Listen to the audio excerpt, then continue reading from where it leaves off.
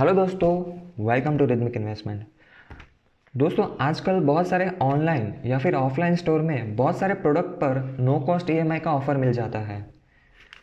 दोस्तों, सुनने में तो लगता है कि ये नो कॉस्ट ईएमआई में कोई भी इंटरेस्ट कॉस्ट नहीं है, ये हमें फ्री में लोन मिल रही है। क्या एक्चुअल में हमें फ्री में लोन मिल रही है?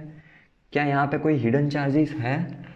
अगर हिडन चार्जेस है तो एग्जैक्टली कितने हिडन चार्जेस हैं वो इस वीडियो में हम देखने वाले हैं। दोस्तों, 2013 में आरबीआई का एक सर्कुलर आया था, उसमें बताया गया है कि 0% loan concept is non existence. उसका मतलब है कि कोई भी बैंक आपको 0% इंटरेस्ट के साथ लोन ऑफर नहीं कर सकती है।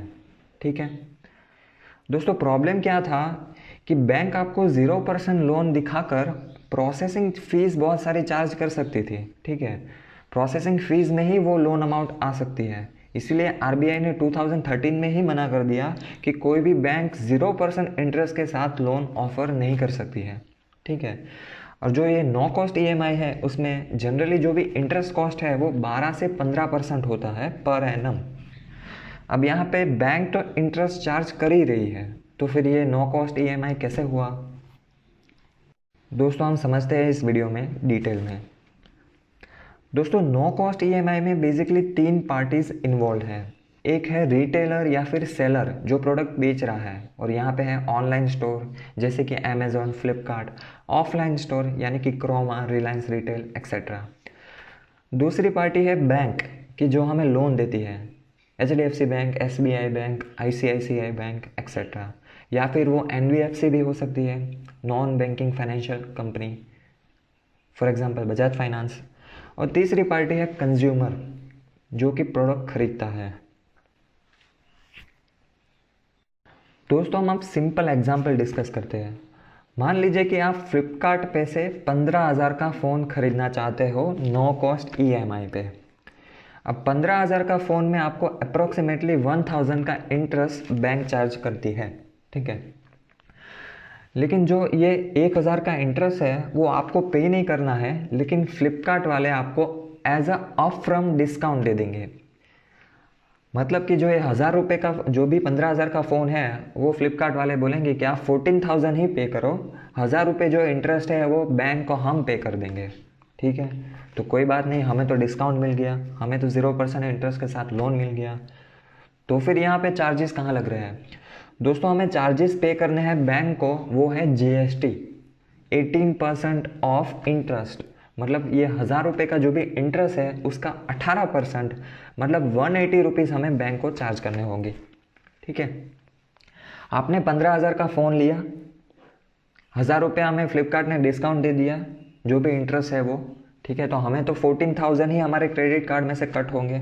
हमें बैंक को कितना पे करना है? हमें बैंक को पे करना है 15,000 प्लस उसके ऊपर का जो भी जीएसटी है 180 रुपीज़, मतलब 15,000 प्लस 180 रुपीज़ ही पे करने हैं।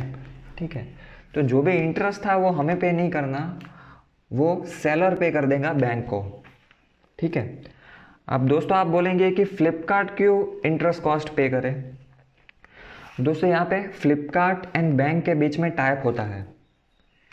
अब बैंक के ऑफ़र की वजह से क्या होता है, नो कॉस्ट ईएमआई के ऑफ़र की वजह से यहाँ पे सेलिंग बढ़ जाती है फ्लिपकार्ट की, नंबर ऑफ़ यूनिट्स जो फ्लिपकार्ट के सेल होंगे वो बढ़ जाएंगे। दोस्तों, उसकी वजह से क्या होगा, फ्लिपकार्ट का प्रॉफिट बढ़ जाएगा, तो उस प्रॉफिट का कुछ हिस्सा फ्लिपकार्ट बैंक के साथ भी शेयर करेंगी। तो यहाँ पे बैंक का भी फ़ायदा है, फ्लिपकार्ट का भी फ़ायदा है, कंज्यूमर का भी फ़ायदा है, क्योंकि कंज्यूमर का विदाउट इंटरेस्ट हमें लोन मिल गया, सिर्फ जीएसटी पे करना है। अब दोस्तों, हम डिटेल में समझते हैं कि एग्जैक्टली ये जीएसटी कितना पे करना है और कंज्यूमर के पॉइंट ऑफ व्यू से ये फ़ायदे की डील है कि नहीं है। दोस्तों, यहाँ पे मान लीजिए कि हम एक टीवी खरीद रहे हैं फ्लिपकार्ट पे से। ठीक है, और टीवी की प्राइस है 50,000, 50,000 रुपीज़। ठीक है, अब 3 केस है यहाँ पे। पहला केस में हम 6 मंथ की नो कॉस्ट ईएमआई ले रहे हैं, दूसरे केस में 12 मंथ की नो कॉस्ट ईएमआई ले रहे हैं, और तीसरे केस में 18 मंथ की नो कॉस्ट ईएमआई ले रहे हैं। और जो भी इंटरेस्ट है वो हमने एज्यूम किया है 14%। नॉर्मली दोस्तों ये 12 से 15% इंटरेस्ट रहता है, और यहाँ पे हमने एज्यूम किया है 14%। अब दोस्तों, जो भी पहला केस है उसमें 50,000 रुपये के टीवी पे हमें जो भी इंटरेस्ट पे करना होगा वो है 2061 रुपीज़ बैंक को, और ये 2061 रुपीज़ हमें फ्लिपकार्ट डिस्काउंट दे देंगी। ठीक है, तो हमें तो पे करना नहीं है। हमें बैंक को क्या पे करना है, वो है GST, जो कि है 18% ऑफ इंटरेस्ट, मतलब 18% ऑफ 2061, वो निकल के आता है 371 रुपीज़। सेम वे 12 मंथ के केस में इंटरेस्ट है 3872, वहाँ पे 18% ऑफ 3872 मतलब 697 रुपीज़। सेम वे 18 मंथ के केस में 18% ऑफ इंटरेस्ट, वो है 1000 रुपीज़। दोस्तों आप देखिए, जैसे ही लोन टेन्योर बढ़ता जाता है वैसे ही इंटरेस्ट अमाउंट बढ़ती जाती है, और हम जो GST एडिशनल पे करना पड़ेगा वो भी बढ़ता जाता है। लेकिन दोस्तों देखिए, 50,000 का टीवी है, उसके ऊपर सिर्फ 371 रुपीज़ का इंटरेस्ट है। तो इफ़ेक्टिव जो इंटरेस्ट है वो 371 रुपीज़ डिवाइड बाई 50,000, वो है 0.74%। मतलब जो भी हम लोन हम देखें, इसको हम इंटरेस्ट मान लें तो सिर्फ 74% ही इंटरेस्ट हमें पे करना है। सेम वे 12 मंथ के केस में आप देखेंगे तो 1.4% का इंटरेस्ट पे कर रहे हैं, और 18 मंथ के केस में हम देखें तो वो 2.1% का ही इंटरेस्ट पे कर रहे हैं हम। दोस्तों हम 12 मंथ का केस देखिए। दोस्तों मान लीजिए कि आपको नो कॉस्ट EMI का ऑप्शन चूज़ नहीं करना है।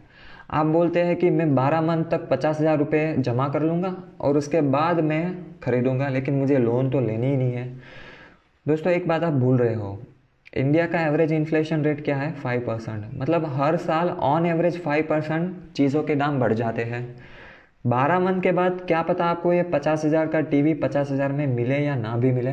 ठीक है, और अगर आप नो कॉस्ट EMI पे प्रोडक्ट खरीदते हो तो आपको इंटरेस्ट कितना पे करना है, 697 रुपीज़, जो कि होता है सिर्फ 1.4%।